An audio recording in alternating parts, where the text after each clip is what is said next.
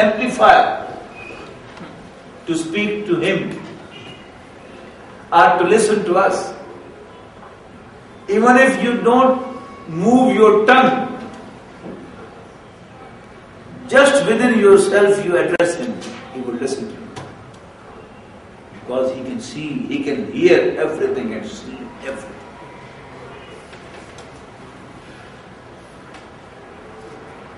Whereas those whom they treat as their messengers to Allah, whereas those whom they assume as their messengers to Allah, Allah knows all what is in front of them and what is behind them. يَعْلَمُ مَا بَيْنَ أَيْدِيهِمْ وَمَا خَلْفَهُمْ. He knows all that is in front of them and all what is behind them.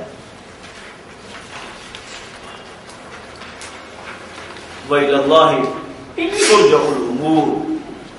And all the issues will be referred back to Him alone for final judgment.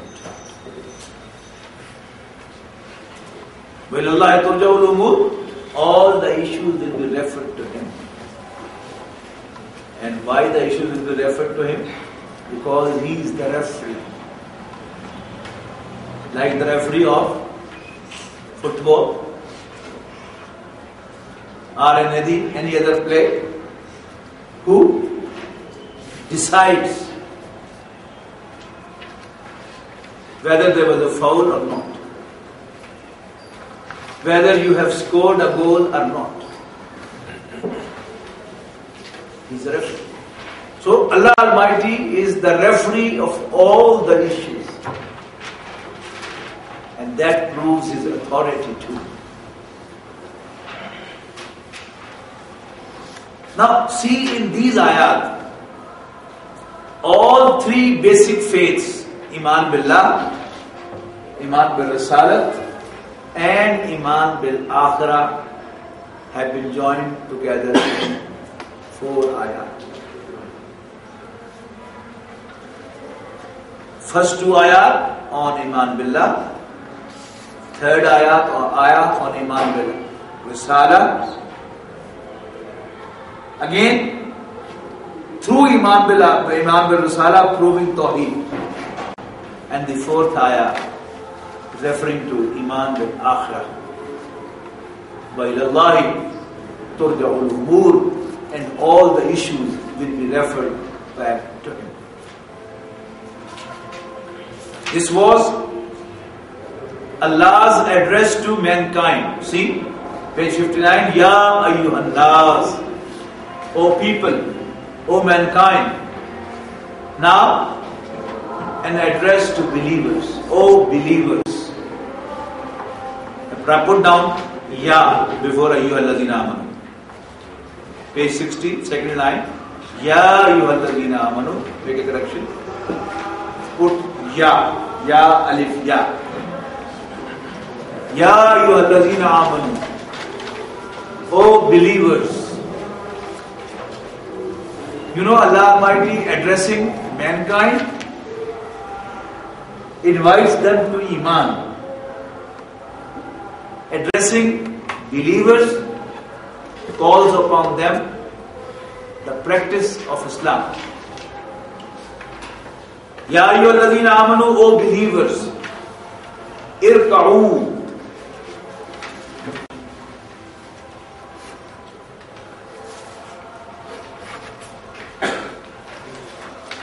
Irka'u wasjudu.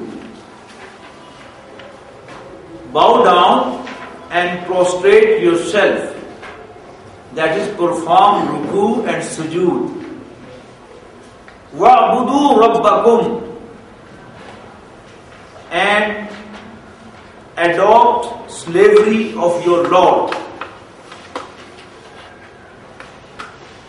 Again, like Surah Al-Fatiha, it can have 2 meanings. Become Allah's slaves or worship your Lord. But since against that Rabb is coming, so more appropriate will be the slaves of your lords. Your Lord, sorry. From this ayah, we come to a conclusion. To perform ruku and perform sajda is one thing. One meaning can be worship Allah subhanahu wa ta'ala by performing ruku and sujood to Him. This is one simple translation. If you translate wa'budu as worship. But if you conclude that here wa'budu means turn to be the slaves of your Lord, then this wa'budu would point to addition. Starting from worshipping Allah, try to become His slaves. And we have, alhamdulillah, studied in detail what does Allah's slavery mean. Not only to worship, but treat Allah as your Lord. Act as a slave. وَعْبُدُوا رَبَّكُمْ, and act as the slaves of your Lord.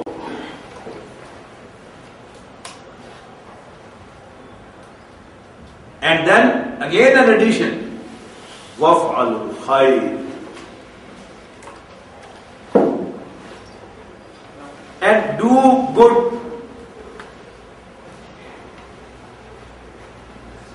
to the people. And do good to the people. Allah Almighty is demanding from His believers, the believers of His Prophet, to worship Him by ruku and sujood, and obviously by keeping fast and performing hajj and performing all the modes of worship, and becoming His slaves. And what slavery demands, you know very well. Not only that, to be nice and kind to the other human beings too. You know, khair. You know what is khairat? In Arabic, in this word you must use in your language too. Khairat means charities. What is charities? To spend money in the welfare of mankind. So, وَفْعَلُوا الْخَيْرِ, do good to others.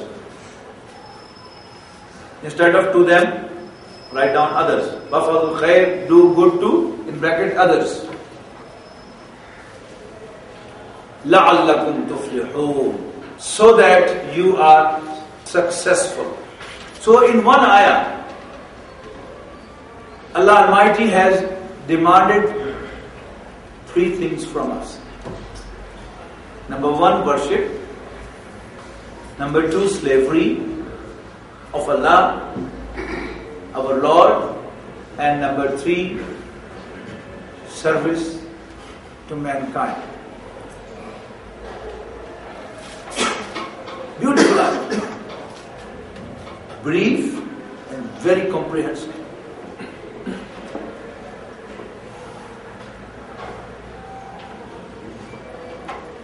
Then there are different levels of service to mankind.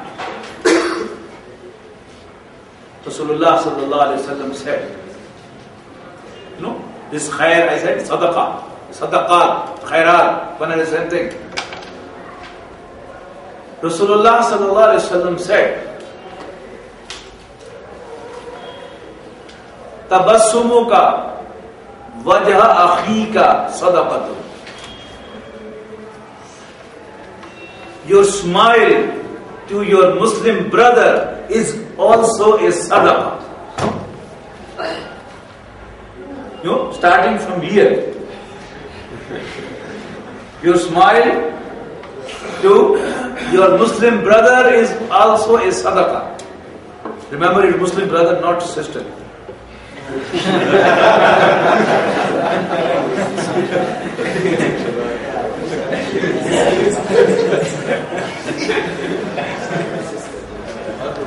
And to remove harmful object from the way is also a sadaqah. On the road you find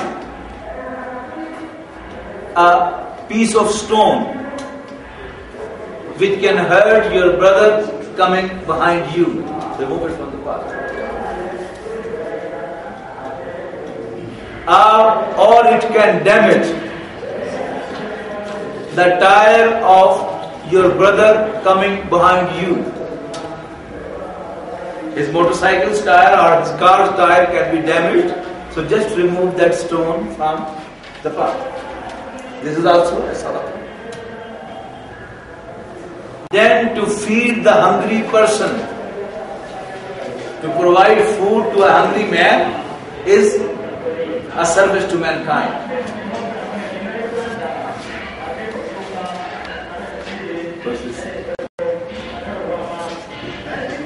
Yeah. Okay. We have then to provide clothing to someone who has no dress to wear is a service to mankind.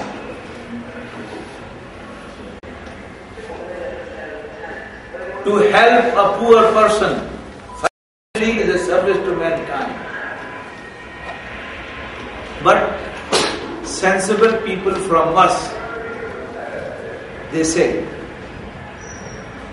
no, if you give money to the beggars, you promote beggary. Don't do this. If you pay money to the poor people, the lazy people, they waste the money. So don't pay them money.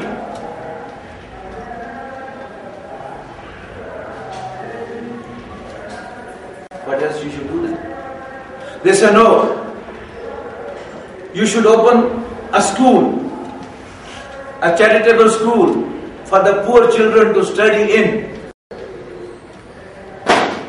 Or you should give scholarship to a poor child so that he also gets higher education and is able to earn honorably. Are you with me? Yes. These are the higher levels of service to mankind. But I ask you a question. If you give scholarship to a poor man, poor boy, and with your help, with your service to humanity, as a result of your charitable work, he becomes a doctor. But you do not teach him to become a good human being. What he will do?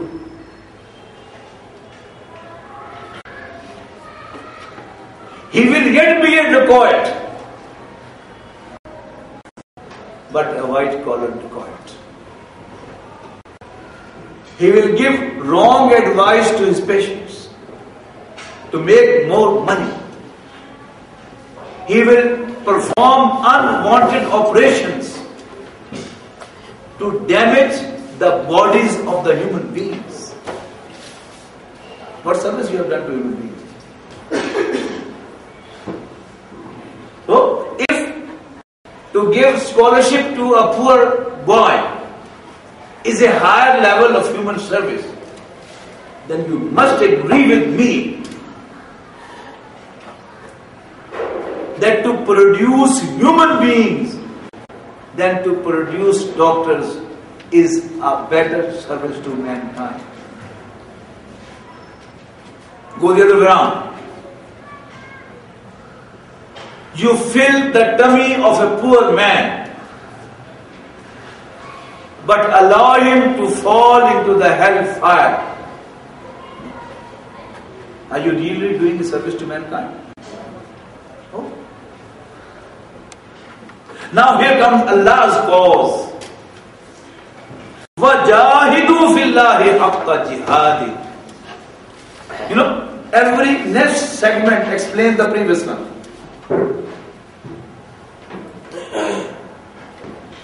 Ubudu Rabbakum, be Allah's slaves. Allah doesn't need any service.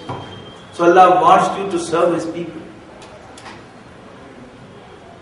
In pursuit of His slavery, serve His people. So that you are prosperous, you are successful. But while serving mankind, keep one thing in your mind, that you must serve mankind in the best possible way. And what's the best possible way? In the subject following. وَجَاهِدُوا فِي اللَّهِ حَقَّ جِهَادِ. And strive for the cause of Allah as you ought to strive for Him.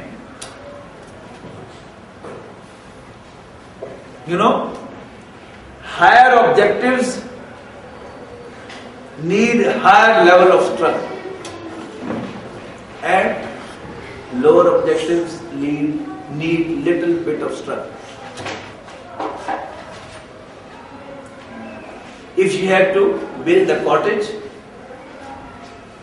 you know how much time is required for that and how much input is required for that. Whereas if you want to build a palace, how much time does it require and how much input of finances, materials, know-how, techniques are required. You want to succeed in the hereafter, and your highest objective is Allah subhanahu wa ta'ala Himself. So strive in Allah's cause as you ought to. You have to achieve Allah. You have to please Allah. You have to have salvation in the hereafter. So, in the same ratio and proportion, you must strive hard. وَجَاهِدُوا فِي اللَّهِ حَقَّ جِهَادِ. And strive for Allah's cause as you ought to strive for Him. وَاجْتَبَاكُمْ. Allah has made you mujtaba. I'm intentionally using this word. Translation would be, He has selected you. This is the same word which is used for Rasulullah sallallahu alaihi wasallam. Muhammad Mustafa and Ahmad Mujtaba. Chosen, selected. Huwajtabakum, Allah has selected you. وَمَا جَعَلَ عَلَيْكُمْ فِي الدِّينِ مِنْ حَرَجٍ, and has kept no difficulty on you in the religion, in your deen.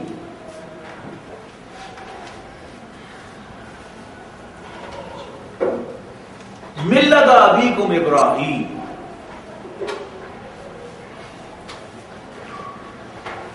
He has prescribed same old religion of your father Ibrahim for you. مَا جَعَلَ عَلَيْكُمْ فِي الدِّينِ مِنْ حَرَجٍ, and He has kept no difficulty on you in the religion, same as He prescribed for your father Ibrahim. Are the religion of the same prescription as followed by Ibrahim, your father, alayhi salam. Huwa sammakumul muslimin. He named you the Muslims earlier, and so is in this scripture. In Surah Al-Baqarah, Allah Almighty quotes that when Ibrahim and Ismail alayhi salam were raising the foundations of Kaaba, Baytullah, they were praying, Rabbana taqabbal minna innaka antas samiul alim. Our Lord, accept from us this humble struggle, this hunger, this humble service of building your house. Innaka antas samiul alim. Indeed, you are hearing, knowing. Rabbana waj'alna muslimayn lak. O our Lord, make both of us your obedient servants, your obedient slaves. وَمِن ذُرِّيَّتِنَا أُمَّةً مُسْلِمَةً لَكَ. And also set from our offsprings an ummah, a community obedient to you. وَأَرِنَا مَنَاسِكَنَا. And tell us how to worship you. وَتُبْ عَلَيْنَا. And forgive us. And accept repentance from us. And then they added, Rabbana wabas fihim rasulam minhum. Our Lord, raise among our offsprings, our children,